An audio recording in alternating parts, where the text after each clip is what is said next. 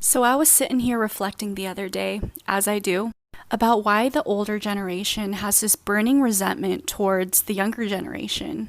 And there's many reasons why I started reflecting about this. First reason is because this video right here, where I talk about racial comments that made me feel uncomfortable in the workplace, I got a lot of ignorant and angry older people commenting about me being a millennial, and for some reason that means that I'm too sensitive. I guess there's this perception that millennials and Gen Z people calling out problematic behavior means that we are the problematic ones. But I also came across this video of this woman just screaming at her daughter for being ungrateful and how the mother sacrificed so much for her daughter. And when I went to go read the comments, I found stuff like this. A lot of adults complaining about their children and talking about how, they're all ungrateful, which I'm sure a lot of kids are, but I'm not talking about those kids. So I found this picture of the generations. I'm assuming the adults out there who have this burning resentment is from Gen X and the baby boomers. And I have a theory as to why they have so much resentment for us. I think what it comes down to is a lot of the adults from those generations grew up having to be okay with things that were not okay to begin with. And for whatever reason, they felt like they couldn't speak up about those traumas they experienced. But trauma, it still is. And when you grow up not being able to voice how someone traumatized you to that person, the only choice you're really left with is to just be okay with it. And to find a reason to make the abuse or the trauma okay. Like, I must have deserved this treatment or something like that. And because of this is how trauma is now passed down to the next generations, to the millennial or the Gen Z. Because now you have this thought process of, if I had to be treated like this, if I was okay with it, then you have to be okay with it. But millennials and Gen Z grew up with a lot of technology, and because of that, we are super hyper aware of mental health nowadays. That's the beauty of the internet, right? You don't actually have to go see a therapist. You could go on TikTok and learn a lot about trauma, abuse, all of these terms that you may only learn in school or through textbooks, but now you can watch it in like a 3-minute video. And so what's happening is kids and young adults nowadays are finally speaking up about all of these toxic, traumatic behavior patterns, saying that it's not okay, it's hurtful, it's harmful. Not only that, but advocating for their parents' mental health, advocating their parents to go seek therapy, advocating for themselves to seek therapy. I think I'm going to have to make a part 2.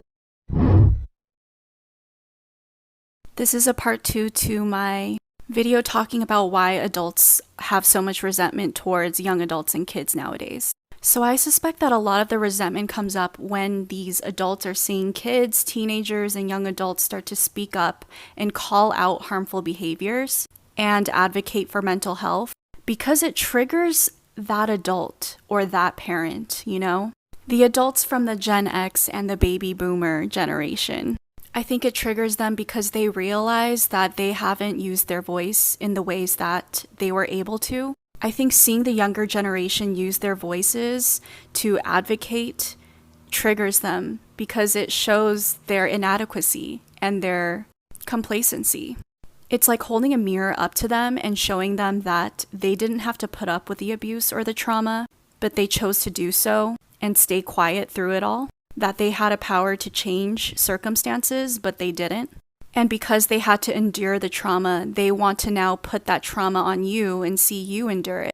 So when you tell them, no, I don't want to endure this, I don't want to put up with this, it's not healthy, it's not okay, it makes them feel as if, well then, why did I put up with all of that, If I had to put up with it, then you do. Doesn't that make sense? That's what I kind of rely on to make myself feel better about what I put up with. When in reality, they're just perpetuating their trauma by re-traumatizing the younger generation to make it all okay. For a lot of them, they don't want you to have a voice. They don't want you to voice what's not okay. Because how does that benefit them? They're not really interested in breaking that cycle of abuse or trauma. They're just interested in their own sick way of retribution.